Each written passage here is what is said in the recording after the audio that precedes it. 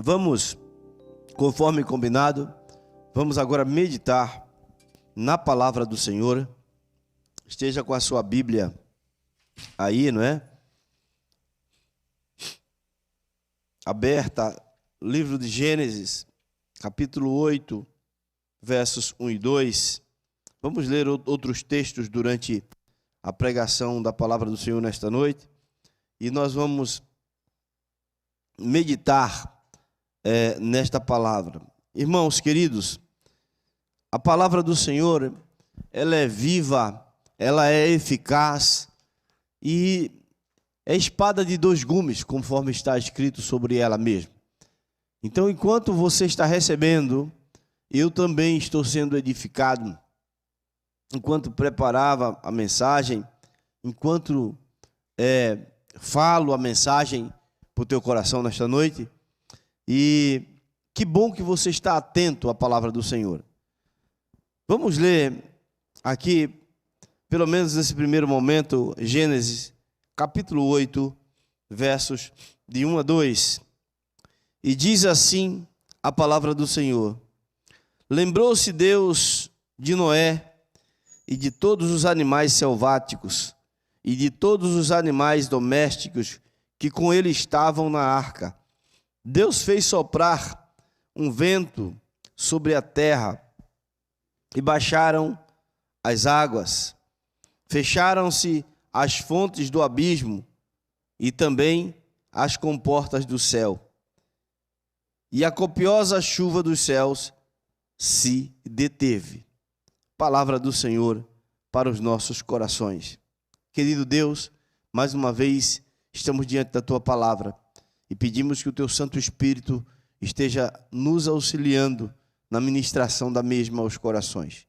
Em nome do Senhor Jesus, edifica o Teu povo, glorifica o Teu nome.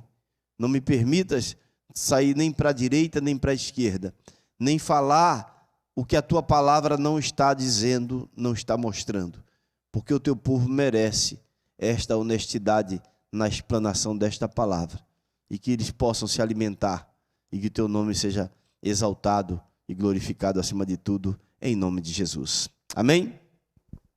Gênesis, no capítulo 8, verso 1 e 2, nós encontramos aqui, meus amados irmãos, nesse texto, uma ação de Deus sobre a família de Noé. Nós vemos aqui nesse texto que a família de Noé, ela estava sendo assistida pelo Senhor.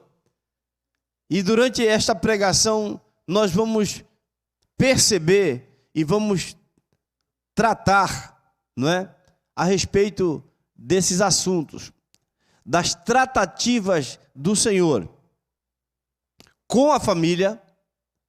Depois nós vamos ver a tratativa do Senhor com os grupos. E depois nós vamos ver a tratativa do Senhor, por fim, com o indivíduo.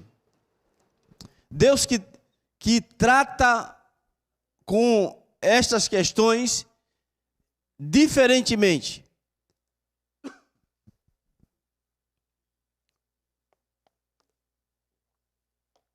Vamos começar com uma questão da família. E o texto é bastante conhecido, porque fala do final do dilúvio. E diz assim: lembrou-se Deus de Noé e de todos os animais selváticos, domésticos, que com eles se achavam na arca. E diz o texto que Deus fez soprar um vento sobre a terra e baixaram as águas. Agora vamos imaginar, conforme eu falei aqui, Deus com a sua tratativa da família de Noé. Nós somos tentados, ao lermos um texto desse, e olharmos para esse texto muito romanticamente. Mas o texto é o que é. Noé estava aqui saindo de uma crise, Noé estava saindo aqui de um de um problema muito sério, de um desafio que envolveu toda a sua família. E se você ler anteriormente o que tem escrito no texto, você vai perceber, foi a construção da arca, a obediência de Noé, e este homem teve a responsabilidade enorme de, ao estar sendo tratado a sua família por Deus, ele teve a responsabilidade de fazer esse meio de campo com a família. E nisto nós vemos aí o sacerdócio do lar. E vemos de Deus tratando com a família de Noé, porque não foi só Noé, foi Noé, a esposa, os filhos e as esposas dos filhos. Percebam que não foi fácil Noé convencer a sua família de entrar naquele projeto. E nós entendemos que Noé tinha crédito junto à família. Quando ele falava a respeito de Deus, Noé tinha uma comunhão com Deus, que a família notava isto. Tanto é que quando Noé, os textos, a Bíblia não fala desses detalhes, mas eu imagino que houve uma reunião de família. Imaginemos Noé conversando com a família. E aí, olha, Deus me mandou fazer uma coisa, mandou fazer aqui um barco, mandou fazer aqui uma arca, e me mandou fazer isso aqui, assim, assim, porque Ele vai acabar com toda a humanidade de então, porque Deus está furioso com a humanidade, e disse que todos aqueles que estiverem dentro da arca vão escapar. E Ele me mandou fazer essa arca. E enquanto Noé fazia a arca, certamente despertava curiosidade em muita gente. Eu imagino que outras pessoas olharam para a arca, tiveram a oportunidade de decidirem se entravam ou se não entravam. E diz o texto que só a família de Noé ficou. E eu imagino o Noé dentro da arca com a sua família. Que satisfação daquele homem. Que alegria. Quem ama a família gosta de estar em situações gostosas com a família. Gosta de estar em segurança com a família. E eu fico imaginando o quanto Deus tratou com aquela família. O quanto Deus, como aquela família se sentiu acolhida por Deus. E tudo isso aconteceu porque Noé tinha um crédito com a sua família. Podia não ter com mais ninguém. Podia não ter com o Zé da barraca. Podia não ter com outras pessoas, com o homem do posto de gasolina. Podia não ter com o rapaz da padaria. Podia não ter com as outras pessoas que andavam por aquela época. Mas ele desfrutava de crédito e de respeito, de consideração para com a sua família. Isso significa dizer que Deus, Ele trata com a família. Ele trata com a família. E nesse exato momento, eu não sei, Deus o sabe. Você deve refletir, porque olha o que Deus fez. Eu achei interessante este detalhe, que diz assim: Deus fez soprar um vento sobre a terra e baixaram-se as águas. Desafios que famílias passam. Eu não sei a sua, mas a minha já passou por diversos desafios e eu imagino que vai passar por mais outros desafios também, porque só basta estar vivo para estar enfrentando desafios. Eu imagino, depois do dilúvio, que foi uma catástrofe humana, foi um caos para a humanidade. Deus, no seu poder, na autoridade que só Ele tem, fazer com que as águas que perturbam, que que deixam a tua família assustada, que deixa a tua família desequilibrada, que deixa a tua família dispersa, que deixa a tua família insegura. O texto diz que o Senhor soprou e as águas começaram a baixar. É sempre na ação de Deus, na tratativa de Deus com a tua família, com a minha família, porque há muitos ataques contra a família. Há correntes de pensamentos, de filosofias atuais que dizem que a família tradicional já não mais tem essa relevância toda, que não precisa ser mais do jeito tradicional, pode ser de outras maneiras. Podem ser de diversas outras maneiras que eu não vou enveredar por esse caminho aqui, que não é papai, mamãe e filho agora é mamãe, mamãe, papai, papai e por aí vai. E são ataques às famílias. Agora, a Bíblia diz que a família de Noé, depois do dilúvio, o Senhor soprou. Depois de um problema, ou durante um problema, nós entendemos que depois de um caos, só a intervenção, só o sopro divino, poderoso sopro. Por isso oramos pelas mães e pelos pais que pedem a Deus diariamente pelos seus filhos, pelos seus esposos, pelas suas esposas, pessoas que intercedem por suas famílias. E tem casa que o sacerdócio está com uma determinada pessoa e outra casa está com outra pessoa. Aquele que se dispõe a ser o sacerdócio ou a sacerdotisa do seu lar.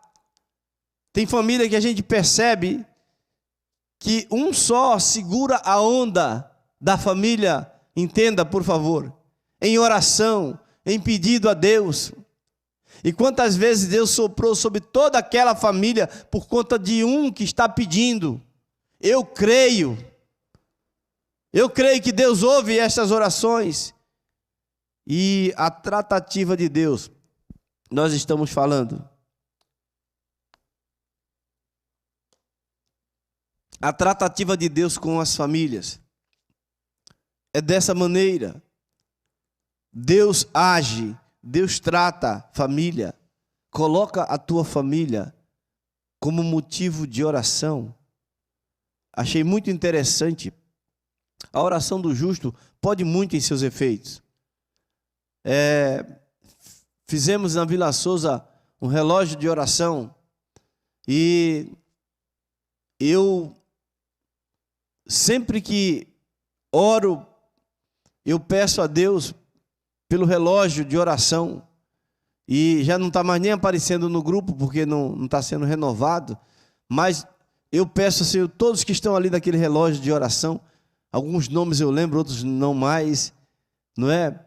E eu acho interessante, irmãos, eu tenho certeza absoluta que esta oração, por aquelas pessoas que estão ali no relógio de oração, Deus está ouvindo.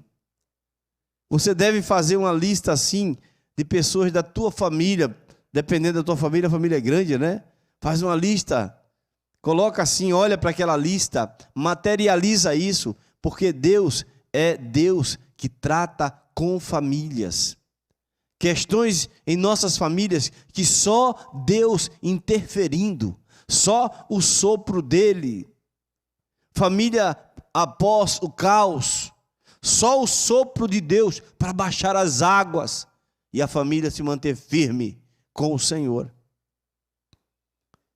Mas Deus não trata só com família, mas Ele trata também com grupos. E aí nós podemos ver aqui em Êxodo, abra sua Bíblia, capítulo 14, verso 13 a 21, e diz assim: Moisés, porém, respondeu ao povo: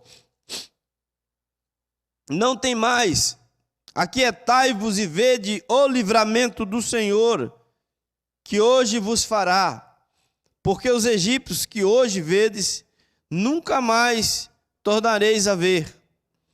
O Senhor pelejará por vós, e vós vos calareis.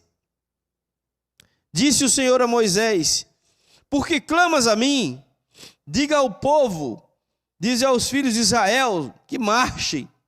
E tu levanta o teu bordão, estende a mão sobre o mar e divide-o, para que os filhos de Israel passem pelo meio, a pé enxuto ou a pé seco.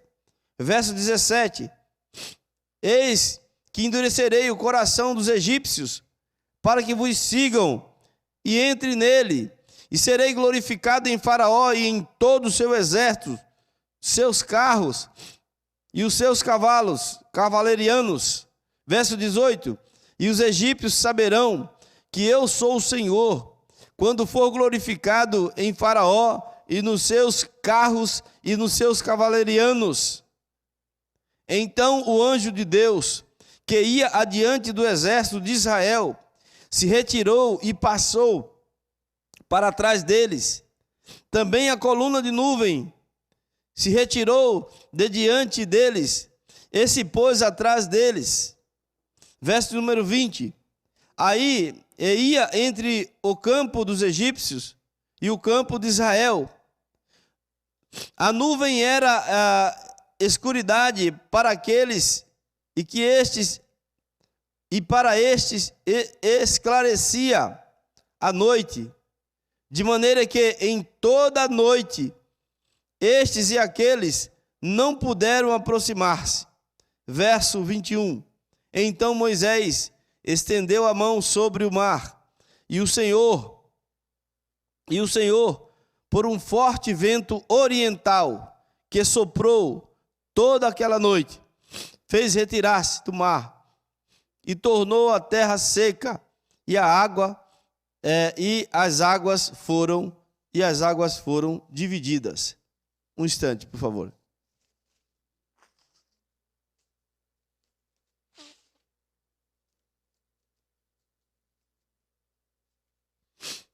Desculpe. E as águas foram divididas. Estamos falando da tratativa do Senhor com um grupo.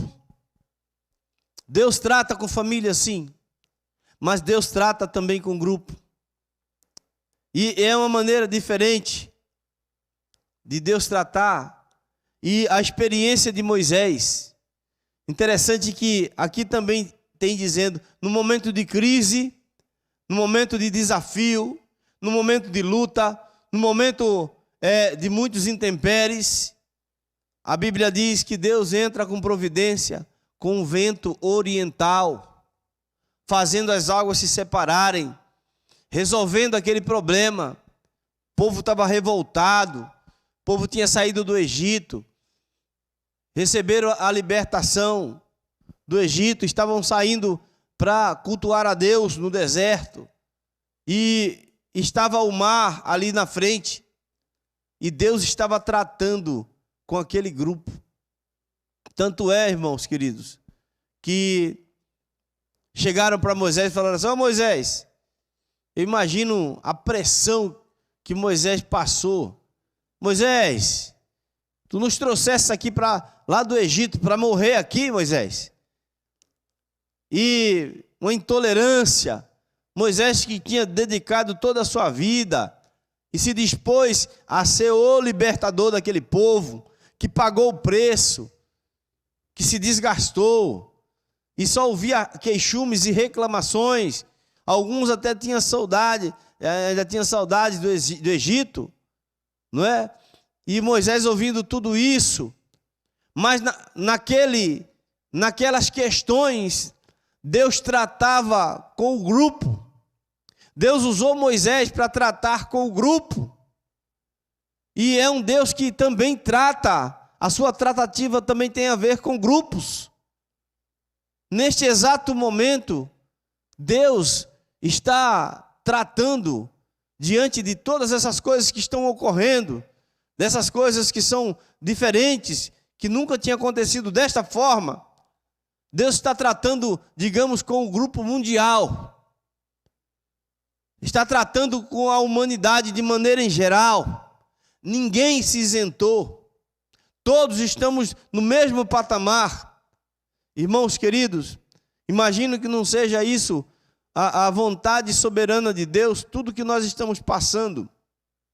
Essas questões de saúde, eu imagino que não seja da vontade soberana do Senhor, mas é da vontade permissiva, por que não? E o Senhor, Ele está tratando com o mundo, creio eu. O Senhor está tratando com o mundo. Nós somos tentados, repito, a pensarmos só Deus sendo amor. Só Deus sendo amor. Mas a mensagem bíblica assegura que Deus, Ele é amor, mas Ele é justiça. Eu assisti durante essa semana um vídeo onde um rabino estava respondendo a questões, era um momento de perguntas e respostas, e teve uma pessoa que se dirigiu ao rabino e perguntou assim: onde estava Deus no holocausto? E eu me impressionei com a humildade daquele rabino e a sabedoria dele também. Sabemos que os judeus, aquele que perguntou, certamente não era judeu, apesar do nome dele ser Abraão. E o rabino até sorriu. Ele disse assim: olha, eu não... Aí ele perguntou, o rabino falou assim: se eu responder para você essa pergunta, você se torna alguém que crê nesse Deus que nós cremos? E aí ele abriu a Bíblia no Antigo Testamento e ele começou a falar, não vou lembrar aqui do texto, apenas estou me referindo, mas ele começou a falar naquele texto em que Deus fala assim: olha, se vocês se mantiverem, se vocês me obedecerem, se vocês fizerem conforme esta palavra orienta, não que nós tenhamos algo do Senhor porque nós mereçamos, né? Mas Deus orienta na sua palavra, porque Deus não se deixa escarnecer. Aquilo que o homem planta, certamente colherá. Eu colherei, tu colherás, nós colheremos. Não tem como. Nós podemos escolher a semente, mas a ceifa não. Nós vamos ter que colher o que plantamos. E ele começou a dizer: olha, se vocês... Aí ele falou sobre o povo que estava se desviando, adorando outros deuses naquela época. E o homem ficou lá calado, ficou lá impressionado com a resposta. E eu me impressionei também, porque nós precisamos ser humildes, irmãos. Você faz parte de um grupo, você faz parte de uma comunidade, de uma igreja, você faz parte de um grupo na sociedade. Deus trata conosco também em grupo. Deus trata com a igreja também, a reunião de pessoas. Então, primeiramente Deus, Ele tem uma tratativa com a família. Depois Ele tem uma tratativa com grupos. Eu não sei em que patamar você está. Se Deus está nessa tratativa da família e você está nela. Se Deus está numa tratativa de um grupo e você está nela. Ou, para finalizarmos, Deus também faz a sua tratativa, tem sua tratativa com o indivíduo. O individual. Que você olha para a direita, não tem ninguém que está passando aquilo que você está passando. Você olha para a esquerda, também não tem. Você olha do outro lado, também não tem. E aí você começa a se sentir solitário. E aí você fala assim: mas, puxa vida, eu não estou vendo mais ninguém passando por isso aqui, não. E aí você conversa com um, aí a pessoa te dá um conselho, te fala assim: mas não me ajudou muito, não. Aí você conversa com o outro, e conversa, vai pedindo orientação. E não vê resultado. Eu não sei se você já passou por isso. Você não vê resultado. Eu vou ler um texto aqui, primeiro livro de Reis, 19, de 8 a 13, que diz assim: E Deus lhe disse: sai para fora e põe-te neste monte perante o Senhor. E eis que passava o Senhor, como também um grande e forte vento, que fendia os montes e quebrava as penhas diante do Senhor. Porém o Senhor não estava no vento. E depois do vento, um terremoto. Também o Senhor não estava no terremoto. E depois do terremoto, um fogo. Porém também o Senhor não estava no fogo. E depois do fogo, uma voz mansa e delicada. E sucedeu que, ouvindo-a, Elias envolveu o seu rosto na sua capa e saiu para fora, e pôs-se à entrada da caverna. E eis que veio a ele uma voz que dizia: que fazes aqui, Elias? Elias estava fugindo da ameaça de Jezabel. Elias estava medroso. Elias estava depressivo. Elias estava desanimado. Elias correu para se esconder. E é o que o texto aqui está falando. E ele estava escondido. E Deus, na sua infinita misericórdia, Deus que é um Deus pessoal, que trata a família em conjunto, que trata um grupo, mas que trata-nos individualmente. Aleluia! Que bom que Ele faz isso. Mas como Elias, a maioria de nós não compreende que Ele está tratando. E é necessário que Ele revele, através da sua palavra, através de uma pregação como esta, queira Deus, que a revelação, que o Espírito de Deus que habita em nós, esteja revelando em que grupo você está, em que tratativa com Deus você está, porque dessas tratativas depende o nosso progresso na nossa vida espiritual. Depende da distância que nós vamos nos aproximando do nosso Criador, que vamos tendo comunhão com Ele. E Elias estava passando por um momento de tratativa individual. Não era mais na família, não era mais no grupo. Deus permitiu que Elias fosse para um lugar onde ele iria ser tratado individualmente. Aleluia! É um tratamento diferente. Irmãos, e o que antecede geralmente essa tratativa de Deus é algo que acontece diferente na nossa vida, que vai nos empurrando, mesmo sem querermos.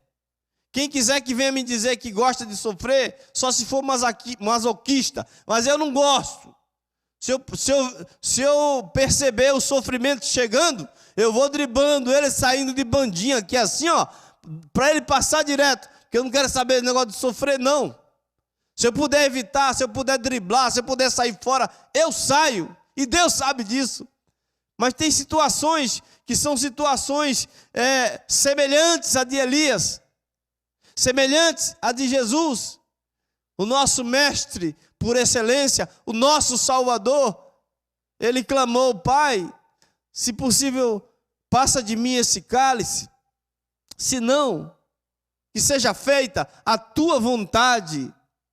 É para que nós aprendêssemos que tem coisa que é a vontade de Deus, tem que prevalecer, porque quando essa vontade não prevalece, nós somos grandemente prejudicados. E Deus sabe disso. E Elias tinha acabado de passar por um desafio.